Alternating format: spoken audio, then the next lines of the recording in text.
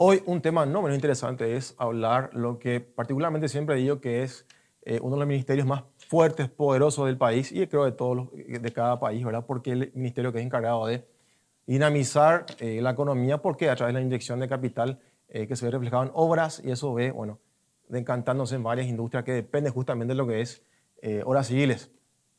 Estaremos en breve con una persona muy apreciada, Karina Velázquez, no solamente por la calidad técnica académica que tiene, sino también por su don de gente. Yo le conocí a él hace 3 años en un trabajo que estuve haciendo con un también proyecto de inversión y yo le puedo decir que de lo que estaban en la mesa del sector público era la persona que realmente supo liderar la situación y también hablamos capaz también con Karina sobre ese tema, si dan los tiempos. Y bueno, está con nosotros Karina Velázquez, sin más preludios. Gracias Karina por estar, en serio, un privilegio que estés acá en el programa esta noche. Buenas noches, Stan. Un saludo para la audiencia y bueno, un gusto de estar contigo conversando sobre lo que nos apasiona, ¿verdad? Tal cual. La economía, ¿verdad? Después Coincido. podemos hablar de Olimpia también, ¿verdad? Pero ahora También. comencemos con la economía. También. Bien. Y también un saludo también al ministro Arnoldo Weiss, también que estará haciendo el programa. Que también siempre digo lo siguiente, en toda nota que ha dado para este medio, también otro medio, que la calidad de persona del ministro Arnoldo creo que es intachable. Sí, se está viendo ante ciertas vicisitudes que se está dando en la cartera, pero evidentemente hay que prepararse bien para ejecutar una serie de obras. No hay que hacer nada, digamos, apurado. A mí no, eso es mi lectura.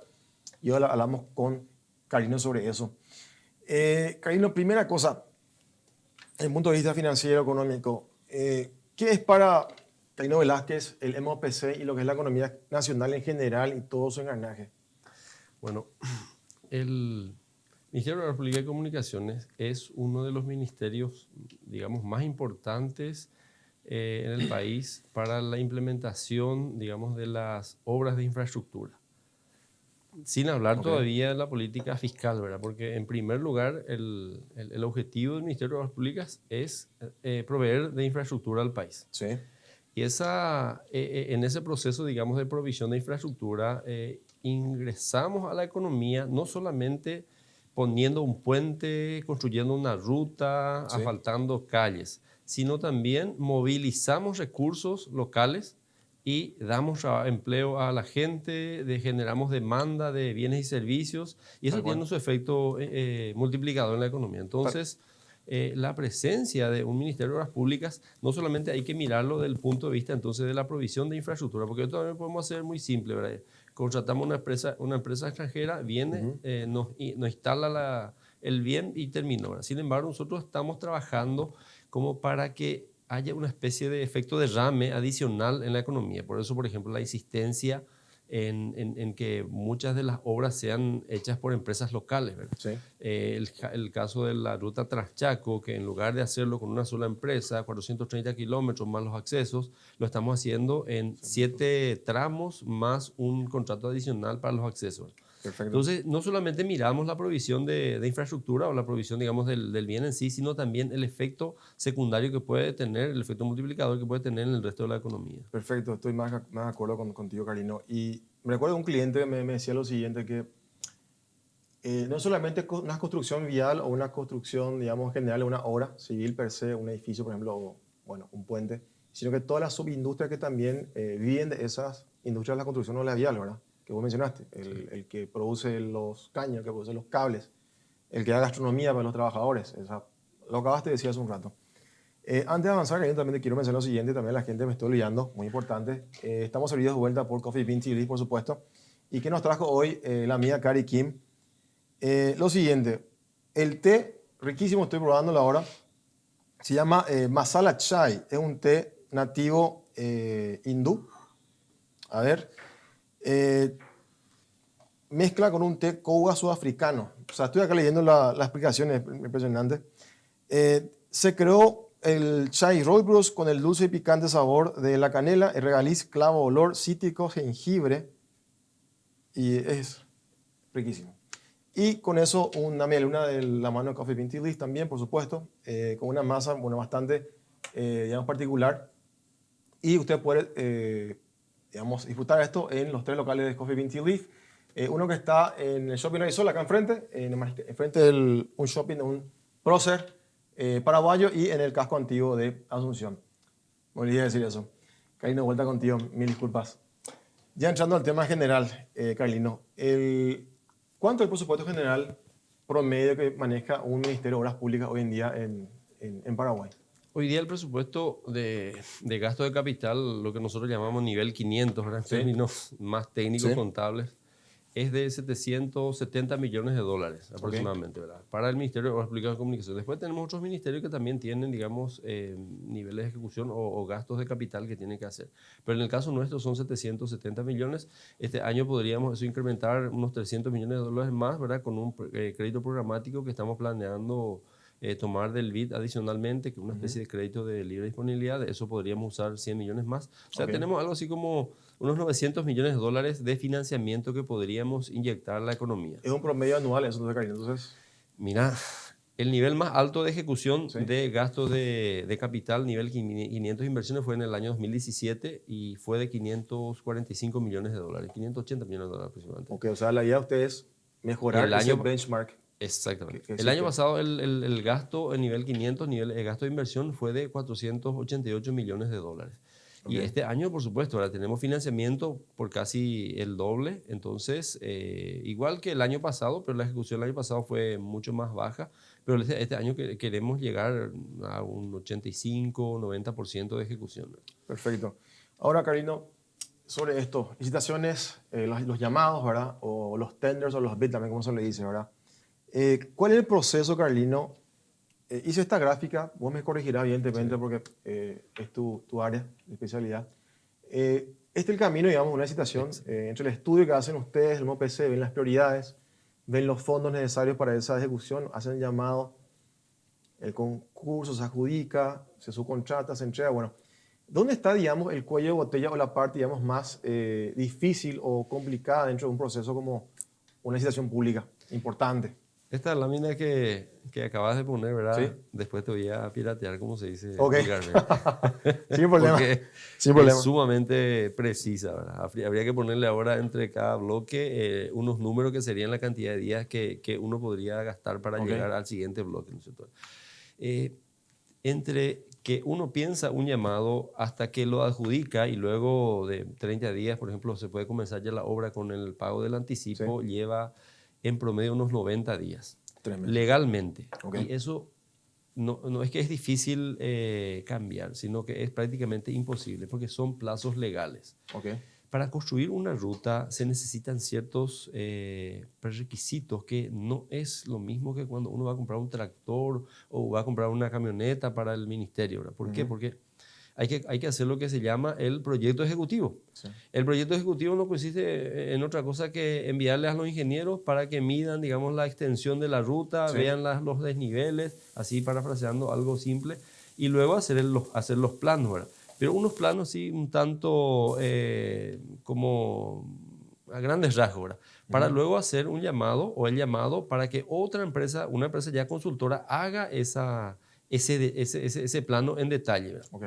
Para una obra de 100 kilómetros, eso lleva más o menos entre 100 a 120 días, o sea, Ok. casi 4 meses. Ok. Entonces, si nosotros queremos asfaltar una ruta de 100 kilómetros, tenemos que sumarle a los 90 días, que son lo que ya habíamos dicho, otros 90 días más. Sí. O sea, tenemos casi 6 meses, ¿verdad? Perfecto. Entonces, nosotros el año pasado tomamos la administración del Ministerio de Obras Públicas en el mes de agosto y a partir de ahí introdujimos nuestros proyectos que eran la promesa de campaña del presidente Sí. Don Mario, ¿cierto? Sí, sí. En el sentido de que, bueno, priorizamos esas obras buscando financiamiento entre lo que teníamos, lo que permite la ley de presupuesto, y bueno, empezamos a hacer los llamados.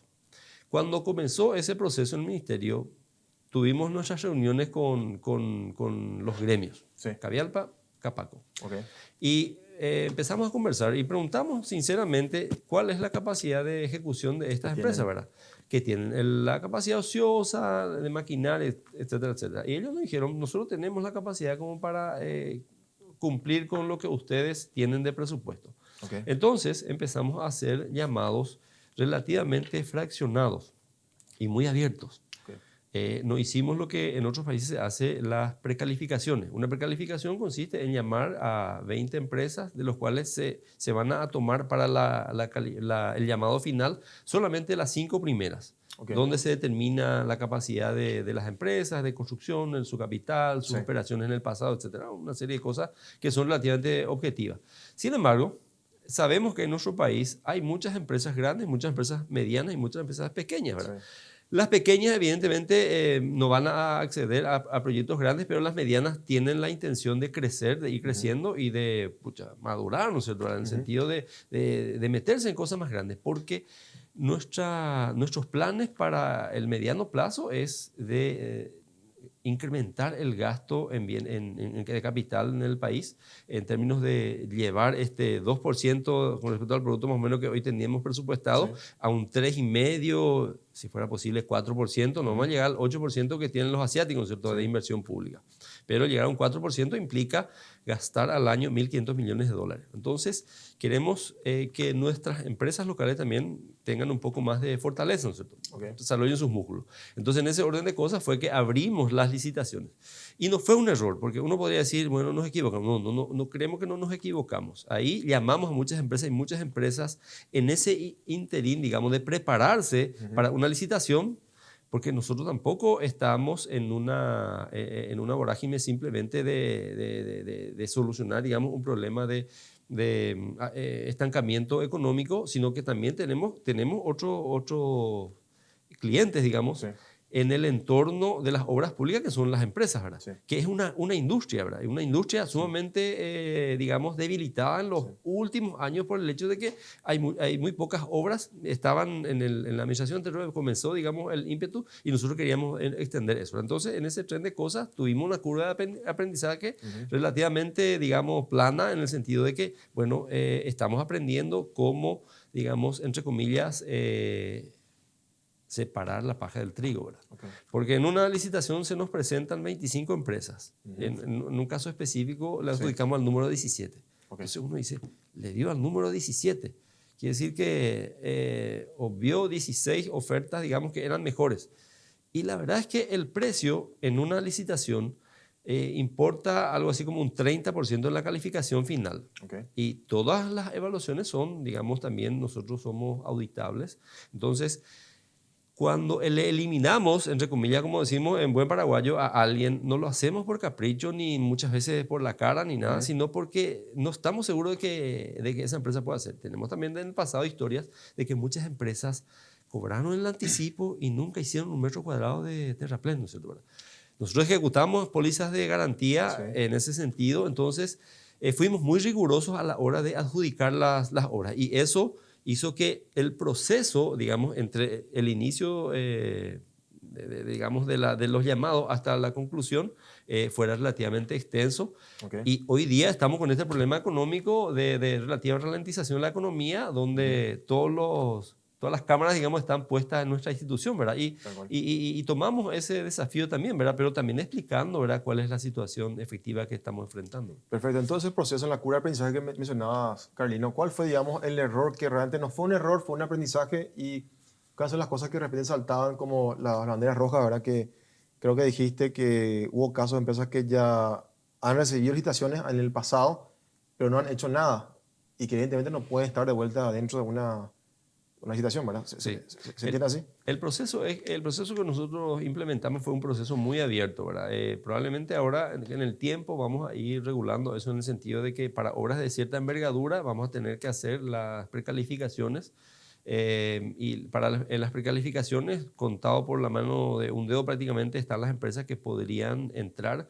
Y sin embargo, nosotros queremos generar, digamos, también una conciencia empresarial, hacerle creer a las empresas, digamos, de que esta nueva etapa, este nuevo ciclo, digamos, de mayor gasto fiscal en obras de infraestructura vino para quedarse en el tiempo.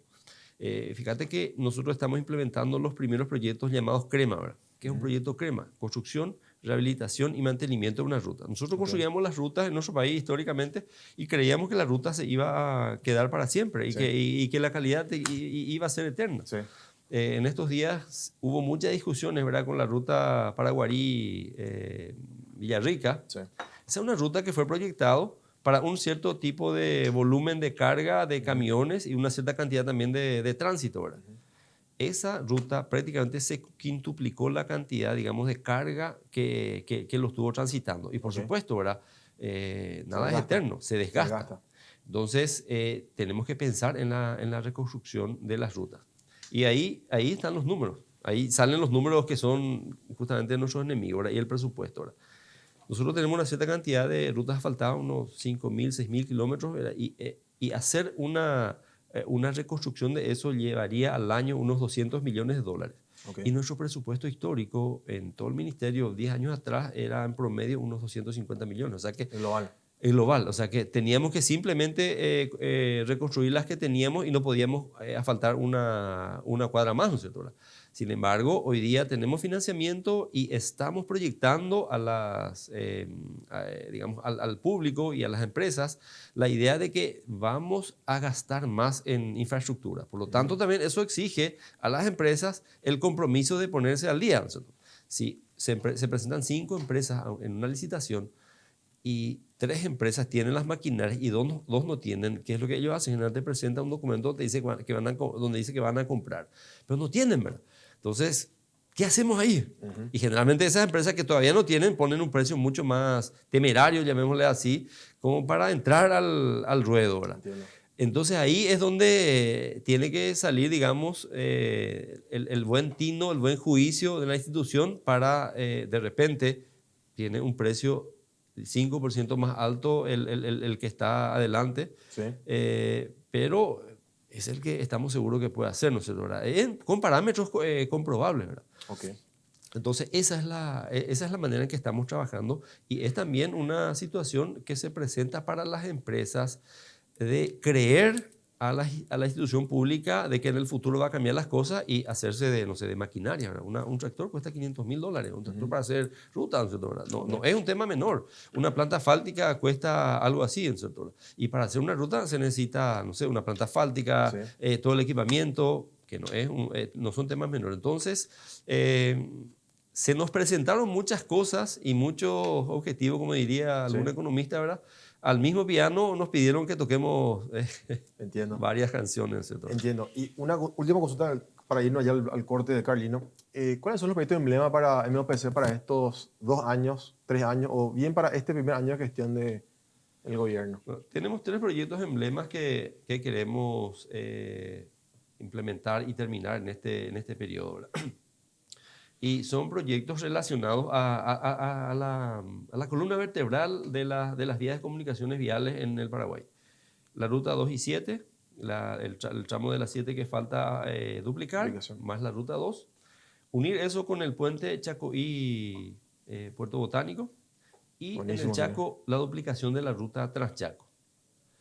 Eso va a dar una especie de línea recta, digamos, de norte a sur, totalmente. Norte a sur, este, que va a permitir conectar las áreas más productivas del país, que es el Chaco Central, con los mercados más importantes. Una especie de ruta 66 de Estados Unidos versión paraguaya, de punta a punta. De punta a punta, sí. Y luego tenemos otros proyectos, digamos, como secundarios, ¿verdad? Tenemos que rehabilitar la ruta Pozo Colorado-Concepción, que es una ruta sumamente productiva. Eso va a conectarnos con otra parte del Brasil.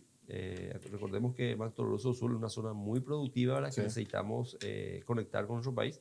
Bueno, ya la ruta bioceánica, el tramo Carmelo Peralta hasta Loma Plata, ya está avanzando. Sí, el otro tramo que llega hasta la frontera con Bolivia, ¿cierto? Continuando esa misma ruta para formar una T con la Transchaco. También ya pensamos llevarlo a cabo, implementarlo en nuestra administración. Y decime, esos proyectos de emblema que mencionaste, me parece excelente, ¿verdad? Hacer la ruta 66, versión paraguaya. ¿Cuál es el price tag? ¿Cuál es el precio de todo eso? Que sea Bueno, nosotros tenemos una estimación inicial de un gasto anual en torno a unos $900 millones al año entre los proyectos grandes, emblemáticos y los proyectos, digamos, de menor porte. Sí. Hay proyectos relativamente pequeños que sumados dan también montos grandes. Sin embargo, estos proyectos que fue la promesa de campaña del presidente don Mario, de unir distritos, rutas nacionales como que tenemos luego. Pero nosotros tenemos en muchos departamentos distritos que no están conectados. Están conectados con una ruta nacional, pero no con otro distrito cercano. Y muchas veces hay que dar toda la vuelta. hay que salir a una ruta, venir al sur, después al oeste, después subir otra vez para hacer una Uber. ¿Y por qué no hacemos directamente la recta nomás? Entonces, Ok. ese tipo de vías de comunicación, que muchas veces son como pequeñas vigoritas, digamos, en el mapa, son vías de comunicación sumamente útiles y Ajá. que mejoran la calidad de vida y las condiciones económicas To- de las regiones. Totalmente. Pues si yo de repente, Karino, volviendo al tema de los proyectos emblemáticos de ustedes, ¿verdad? Va a costar 4.500 millones de dólares los tres. ¿Estoy exagerando? Y ¿Me estoy tenemos corto? para la ruta 2 y 7 estamos bajo el esquema de APP, ¿no es cierto? Ujú. Eso tiene un costo, digamos, anual, que creo que son unos 54 millones de dólares, Ok. ¿verdad? Por año, por unos 15 años. Luego tenemos, pongámosle ahí unos 500 millones de dólares, más o menos. El puente Chacoí, que serían unos 200 millones de dólares, 180 más algo, ¿verdad? Sí, sí. Y la ruta Transchaco, que son unos 650, 700 millones de dólares. O sea, Ok. sumado eso dan unos 2.000 millones de dólares. Millones. Pero nosotros queremos Bien. gastar, tenemos mucha ambición, unos 1.000 millones de dólares en promedio al año en estos 5 años. ¿Y quién va a ser el fiduciario para la APP con la ruta 2 y 7? Con ¿BNF o AFD?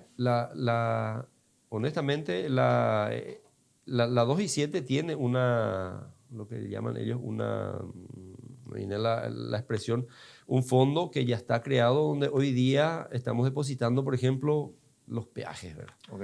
Y ellos están buscando el cierre financiero, ¿verdad? Con las entidades financieras, creo que una parte lo va a hacer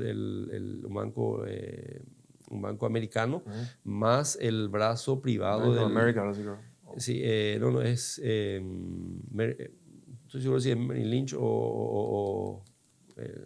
otro banco importante americano. JP Morgan, algo así, sí, Ok. creo que es JP Morgan. Y el brazo privado del BID, la Corporación Interamericana, Sí. la Corporación Financiera Que está Interamericana. Cristina acá liderando eso acá en Paraguay. Exactamente. Perfecto. Entonces, ahí tenemos un proyecto, digamos que hasta cierto punto le saca la responsabilidad de buscar o el trabajo de buscar financiamiento al Ministerio de Hacienda, ¿verdad? Al final, vamos a pagar todos los paraguayos, ¿verdad? Pero facilita, digamos, y flexibiliza. Y ahí es donde uno tiene que hacer un análisis también un tanto diferente de lo que son las personas, de lo que son los estados, ¿verdad? Y donde hay que entender cuando uno escucha críticas negativas a esas cosas, ¿verdad? Un Estado tiene un horizonte de vida infinito, las personas no. Por lo tanto, nosotros podemos llevar en el tiempo la amortización de esos proyectos grandes de inversión y no llevarlo a 10 años, a 20 años, ¿verdad? Y medirlo solamente en eso, ¿verdad? De repente uno paga la deuda en 10 años, ¿verdad? Pero esa ruta se usa 30 años, Claro. ¿cierto? Los puentes, por ejemplo, el puente que estamos proyectando para Chacoí, ¿verdad? Necesitamos otro más cerca del centro, por ejemplo. No Perfecto. deberíamos quedarnos con eso, ¿verdad? Por lo tanto, los números importan de dos maneras. Uno, cuando tenemos que eso, o podemos usar eso para multiplicar, digamos, la inversión, un efecto de derrame en la economía. Y otro, ¿verdad? En el sentido de que eso es un gasto que hay que también relacionar con qué capacidad de repago tiene eso, ¿verdad? Porque también cuando abrimos las rutas en una zona donde no había una ruta asfaltada, automáticamente las condiciones de vida, tanto sociales como económicas, cambian tremendamente, ¿verdad? Totalmente. Sí, y eso muchas veces no se puede medir de la noche a la mañana, ¿no es cierto? Totalmente. Mismo cualquiera, para un ejemplo así sencillo, Carlino, uno se va por la nueva ruta que está de Luque a San Bernardino, lo que es hoy y lo que era hace 10 años, evidentemente cambia el panorama. Sí, en estos días vimos unos comentarios, ¿verdad? De que la ruta, nuestro puente de Chacoí, ¿verdad? No tiene el estudio, digamos, necesario para que sea hecha, ¿verdad? Y entonces nos recordamos de las Leí. anécdotas del pasado, ¿verdad? Sí. Si se hacía un estudio de factibilidad para el puente Remanso, para la ruta Transchaco, para la represa de Acaraí, probablemente nunca lo hubiéramos hecho, ¿no es cierto? No, lastimosamente, y esto es mi opinión, no quiero meterle a Carlino sobre esto, muchas veces uno hace un proyecto de inversión entre los intereses que están de afuera y ahí de repente entra lo que es la opinión que esté a favor o esté en contra. Pero yo estoy 1000 veces a favor que se haga un puente porque justamente hace falta esa conexión directa, y también que se desarrolle Asunción hacia el otro lado del puente. Que como toda ciudad grande, uno viaja afuera, viaja a otro país, y es normal ver una ciudad que esté en un río, ¿verdad? Y poblaciones urbanas a ambos lados. O sea, acá nomás no pasa eso, hasta ahora. Carlino, ¿cuáles son las sanciones que existen hoy en día, según la ley, según la estructura del MOPC, para una empresa que ha ganado un proyecto, ¿verdad? Se le ha pagado y o ha mal hecho el trabajo o inclusive no lo ha hecho. ¿Qué es lo que la ley estipula? Bueno, ahí hay dos cosas, ¿verdad? Todos los proyectos en donde participa el gobierno y donde hace una entrega de dinero en términos de anticipo Sí. o bajo la forma de un anticipo, tiene que tener una garantía, ¿verdad? Ok. Y la garantía tiene que ser una garantía bancaria. La ley dice puede ser garantía bancaria o una Sí. póliza de seguro. O lo que nosotros llamamos, que ahora estamos reinyectando en la economía, los fondos de reparo, ¿verdad? Ok. Entonces, cualquiera que recibe anticipo tiene que garantizar eso con una póliza o con la garantía bancaria que ya dije, ¿verdad? Ok. Entonces, si no hace la obra, en algún momento, ¿verdad? Cuando termina el periodo, digamos, de ejecución de esa obra, se tiene que revisar las cuentas, se tiene que revisar lo que se Sí. hizo y en función a eso hay que ejecutar esa garantía, ¿verdad? ¿La auditoría es interna o es externa, Carlino? Lo que sea, el que Es hace eso? interna, es interna. En primer lugar es interna, porque es una responsabilidad del ministerio, ¿verdad? Ok. Nosotros en ese sentido ejecutamos pólizas de garantía con compañía de seguro y recaudamos o recuperamos algo así como 22.000 millones de guaraníes en estos últimos meses y tenemos un par de más de demandas, ¿verdad? Porque eso hay que ir a los tribunales para reclamar. Y una cosa que también decía en el corte hace un rato, ¿verdad? Que si es que hay empresas que, bueno, ganaron una licitación, ¿verdad? Que hubo de repente también tachas y todo el proceso que de repente hay, ¿verdad? Y ganan, después se les paga, ¿no? Hacen la obra. Yo creo que es correcto que se les sancione realmente por un buen tiempo para que evidentemente ni puedan pisar nunca más ni una decisión pública. Porque evidentemente eso creo que daña, ¿verdad? Porque hacer una licitación, esto es mi queja, no le da Karina, por favor. Toma un tiempo para hacer la licitación, hay un periodo de tacha, de pelea, todo lo que hay en la parte de abogado y se le da a uno el proyecto, ¿verdad? Se le paga, después no hace, eso es realmente una bofetada, ¿verdad? Y creo que es correcto que se haga una sanción, digamos, ejemplar para ese tipo de empresas, porque con orden creo que se va a poder hacer las cosas mejor bueno, mano dura tal vez para gente que incumpla esa confianza que se le da, pero netamente es una queja mía, no, por favor. Karina, vuelta a la parte financiera. ¿Cuáles son los modelos de financiamiento que hoy existen para lo que es obras públicas y pros y contras, según tu parecer, Carlino, de cada uno de ellos? Bueno, en primer lugar, tenemos los recursos propios del Estado, la recaudación Sí. de impuestos, ¿verdad? Una parte importante de nuestros proyectos son financiados con esos recursos, ¿verdad? Hay, de hecho, porciones de proyectos que no pueden ser financiados por las entidades financieras internacionales, como ser, por ejemplo, expropiaciones, Ok. todo lo que se refiere al pago de impuestos internos. Todo eso se tiene que financiar con recursos locales, ¿verdad? Ok. Luego tenemos... y mirando, digamos, un modelo, digamos, de optimización o de minimización de Sí. costos, ¿verdad? Hay que mirar aquellos financiamientos más baratos, ¿verdad? Y ahí tenemos a los créditos de las entidades multilaterales, Sí. BID, Banco Mundial, llamémosle eso, ¿verdad? Luego tenemos los créditos de organismos oficiales de países amigos, llamémosle a eso a JICA, organismos de Corea, Alemania, que generalmente tienen tasas más bajas, pero que nos obliga a comprar, digamos, solamente de sus mercados. Entonces, eso implica de repente que si yo puedo comprar algo de Brasil que cuesta 100, si voy a comprar de Japón, eso cuesta 120. Y a la hora de hacer, digamos, el cálculo, nosotros hacemos el estudio de qué le convendría más. Okay. De repente, un crédito japonés, la tasa de interés es de 2% anual a 40 años, pero los productos japoneses son más caros. Entonces tenemos que ver tengo que hacer un cálculo y ver qué le conviene más al país en términos de valor presente, ¿cierto? Perfecto. Posterior a eso tenemos los financiamientos ya con la emisión de deuda soberana. Sí. Que en términos de tasa tiene una tasa un poco más alta que la tasa de los organismos multilaterales y de los créditos digamos, de los países amigos, Sí. pero que en realidad nos da la posibilidad de ser un poco más discrecional a la hora, digamos, de hacer una licitación. Con un crédito del BID, esto es más académico que otra cosa, Sí. no creo que se No, malentienda. es la idea, es la idea, Sí. es la idea, es la idea. Con un crédito del BID solamente podemos hacer licitaciones dentro del pool, digamos, de empresas que son de los países miembros del BID. La misma cosa con otros organismos financieros multilaterales y también Perfecto. bilaterales. Pero si tomamos un crédito, o sea, no podemos cerrar por ejemplo, solamente para empresas paraguayas. Pero si tomamos un crédito, colocamos un bono soberano en el exterior, eso sí es más discrecional para nosotros y nosotros podemos hacer una licitación pública nacional nada más, ¿verdad? Y acotar a nuestras empresas, ¿verdad? Justamente para que las ganancias o el aporte que haga, digamos, en términos de gasto en ese proyecto quede más a nivel local. ¿Y qué pasa sobre el modelo de llave en mano que se le exige, entre comillas, a la empresa productora que, bueno, busque financiamiento internacional de repente por los montos grandes, ¿verdad? Bueno, falta, digamos, ahí dos modelos de financiamiento adicional, ¿verdad? El siguiente modelo es el modelo, digamos, de llave en mano que se da bajo la ley 5074. Okay. La ley 5074 hay una serie de proyectos, creo que es un poco más de 80 proyectos que se citan luego, que alguien puede mirar esos proyectos y dice, bueno, yo quiero apostar a este proyecto, se acerca al Ministerio de Obras Públicas y Comunicaciones y dice, bueno, yo quiero apostar a este proyecto y qué interés tienen ustedes. Y conversamos, ¿verdad? Sí. Luego también hay una suerte, digamos, de expresión un tanto genérica que dice que cualquier otro proyecto que sea de interés. Entonces, si de repente nosotros nos habíamos identificado en el pasado, digamos, algún proyecto interesante, pero alguien quiere hacer, no sé, alguien dice, yo quiero hacer un viaducto, un puente de viaducto desde San Lorenzo o Capiatá hasta el centro de Asunción. Fantástico, ¿sí? Entonces, como para llegar acá Por directamente. favor, sí. Entonces, freeway, vamos a mirar, sí. una especie de freeway, y vamos a mirar nosotros ese proyecto, ¿verdad? 5064 todavía, ¿verdad? No, eso no está, por ejemplo, en la lista de los 80 y pico que mencioné. Okay. Entonces, eso también puede calificar, o sea, puede calificar otros, ¿verdad? En ese caso, la empresa que está apostando a esa obra, a ese proyecto, tiene que traer su financiamiento.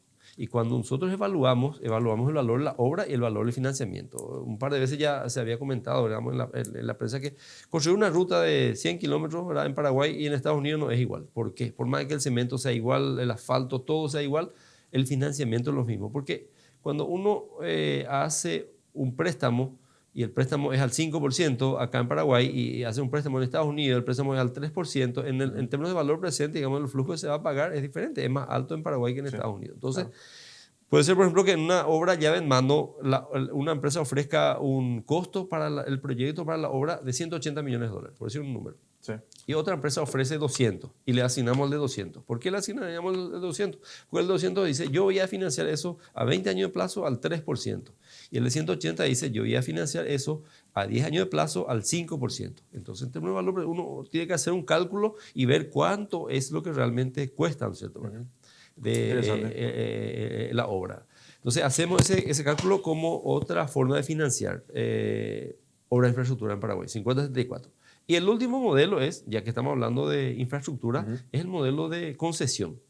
El modelo de concesión, el ejemplo, digamos, que tenemos, el caso de Tapeponá, la empresa esta que de la Ruta 7, ya está duplicada, digamos, ya duplicó hasta Ciudad del Este, ¿verdad?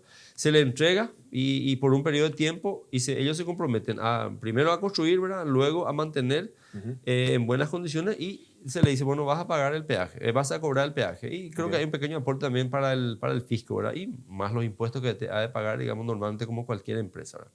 En ese caso, todo el costo de la obra, o mejor dicho, el costo de la obra se le transfiere al usuario. En los anteriores casos, nosotros estamos asumiendo, ¿verdad? Como Estado, ¿verdad? Y hay un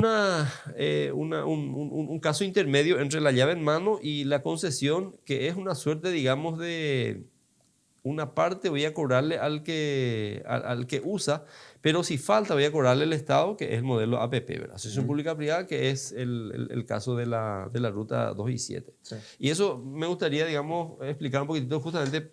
A lo mejor la ruta, este tramo, digamos, bajo el esquema APP, va a ser el mismo, de la misma calidad que el tramo de la ruta 2 y 7, pero la ruta 7 en concesión va a ser más caro el peaje, ¿verdad? Sí. ¿Cuál es la diferencia entre uno y otro? Por el de Tapeponá, el Estado paraguayo, ni ningún ciudadano va a estar pagando con sus impuestos ni un guaraní para amortizar, digamos, esa inversión. Sin embargo, como en este otro tramo, digamos, el peaje es más bajo, no va a cubrir los costos, entonces el Estado va a tener que pagar la diferencia. De hecho, se calcula el valor de la obra y se resta, digamos, del pago lo que se recauda de peaje, ¿verdad? Entonces, cuando la gente dice, ¿por qué es más caro el peaje en una ruta y otra? Porque en un caso uno paga el 100% el valor, ¿verdad?, y no transfiere al resto. Porque si yo me voy siempre por decir una cosa, ¿verdad?, para que se entienda, a Ciudad del Este, yo querría que eso se haga, que el peaje sea gratis, que se pague todo con impuestos, ¿verdad? Sí. Pues si yo pago impuestos, ¿verdad?, y no me voy a Ciudad del Este, me voy una vez al año, ¿verdad? Querría que eso sea solamente concesión. Y esa disyuntiva es lo que Interesante. el gestor, digamos, de la cosa pública, ¿verdad? Tiene que decidir Claro. en el tiempo, ¿verdad? Porque pago si no me voy a ahí, ni voy a ir hacia allá. ¿Por qué pago? Exactamente, ¿verdad? Entiendo. Una cosa más también. Yo recuerdo que cuando viajó Mario Abdo con Benigno, también Cantero, no sé si estuviste también, Carino, a Nueva York, a comienzo del gobierno, ellos hablaban con los bancos de inversión, ¿verdad? Preparando la cancha porque iba a hacer la emisión de bonos, ¿verdad? Que fue de vuelta, fue un sobrepedido, hubo de vuelta, ¿verdad? Me acuerdo que decía Benigno lo siguiente, decía Benigno que él también quiere que los bancos también tengan ese apetito, como tienen a hacer los bonos, pero hace los proyectos de financiamiento de obras públicas. ¿Cómo estamos con eso? ¿Qué opinás? ¿Qué ves de los bancos de inversión Bueno, para financiar empresas paraguayas para... el caso, por ejemplo, y podemos ver un ejemplo para entender. La Bioceánica se está financiando ahora con una tasa, la del Chacon, ¿cierto? Con una tasa del 7,51%, ¿verdad? Okay. Y alguien dice, bueno, pero ¿y por qué no se colocó un bono soberano y se financió de otra manera, ¿verdad? A una tasa más baja? Sí. En realidad, el riesgo del bono soberano es el riesgo soberano del país. Y el riesgo de financiar, digamos, esa ruta es riesgo de la empresa. Supongamos que la empresa construye la ruta y no queda a satisfacción del Estado. Nosotros podemos, digamos, rechazar esa obra y Okay. quien corre con el riesgo es el banco, con la empresa, porque la empresa finalmente es simplemente un pasamano, ¿verdad? ¿Cuesta mucha plata el MIGA para esos casos? El MIGA, en realidad, el MIGA tiene que contratar en ese caso la empresa que está haciendo, digamos, la obra, ¿verdad? Podría haber eso, ¿verdad? Pero ¿Hay casos, Carino, que se usó eso todavía? que yo sepa, en Paraguay todavía no se usó ningún caso del MIGA. El año pasado recibimos visitas, digamos, de los amigos, digamos, del Banco Mundial, ¿verdad? Que es el que administra esta entidad, o este seguro, digamos, de crédito. Pero, y vinieron ellos para mirar, ¿verdad? Pero todavía creo que no hay demanda, No ¿verdad? hablaba con los gremios. Sí, Porque ahí sí. está, creo que lo importante, que los gremios si están mirando, bueno, que vean lo que es MIGA y, bueno, cómo pueden asegurar, digamos, su riesgo. El tema es que hay un pequeño problema, ¿verdad? Tanto para las empresas que construyen infraestructura como para las entidades financieras. Paraguay no es ni muy chico ni muy grande. Sí. O sea, un crédito casi, digamos, de mediano plazo que un banco pueda darle a una entidad del sector real en un país está entre 500 y 1.000 millones, ¿verdad? Porque tienen que hacer ellos toda la revisión, ¿verdad? Tienen que venir a analizar el proyecto, ¿verdad? Y eso tiene un costo fijo, ¿verdad? Y el costo de venir, como decía alguien, los pasajes, lo mismo pagarlo para 100 millones de dólares que para 1.000, ¿verdad? Pero en el total influye, digamos, de manera diferente. Entonces, un proyecto de 400 millones de dólares, como fue el Bioceánico, es un proyecto muy grande para nosotros, pero muchas veces no todavía tan grande para las entidades, ¿verdad? Y nuestras empresas recién ahora se están proyectando para eso. Y nosotros estamos muy contentos y muy orgullosos de que una empresa haya tenido esa posibilidad. En el futuro nosotros creemos que las tasas van a ir bajando, ¿cierto?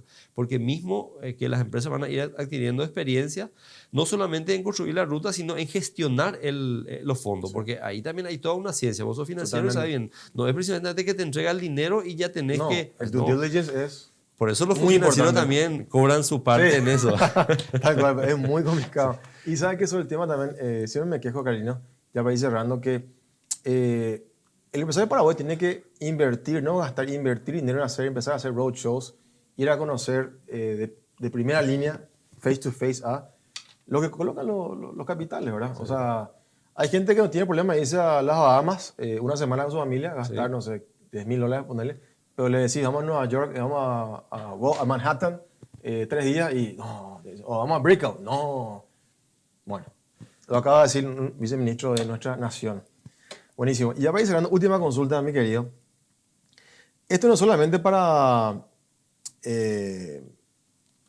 MOPC, sino que para todo el Estado en general.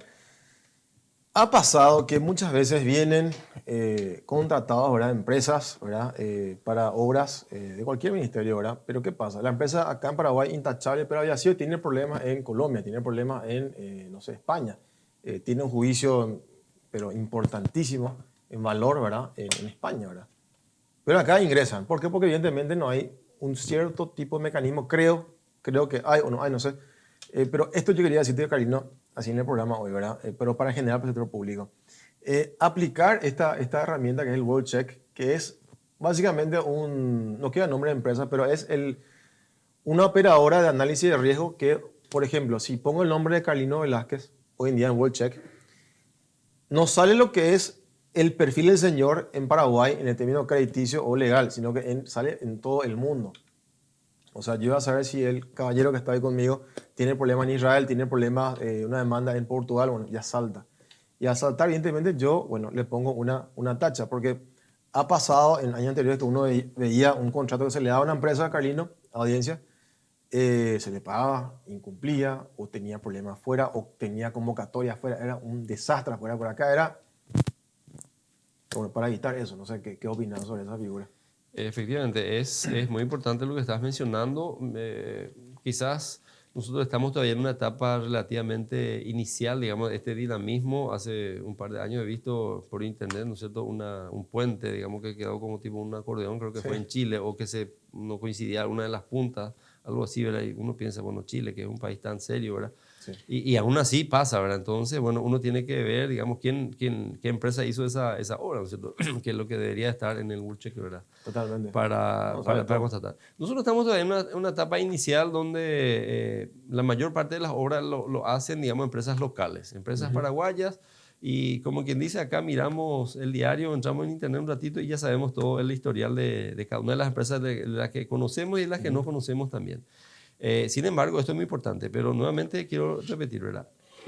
Estamos en una etapa, digamos, en donde estamos cambiando la tendencia, digamos, del gasto público en infraestructura, donde vamos a gastar más. Y probablemente esto va a ir atrayendo, además de las empresas locales, a otras empresas extranjeras. Y cada vez empresas extranjeras de mayor porte. Tenemos hoy día ya, de hecho, un par de empresas extranjeras haciendo obras, ¿verdad?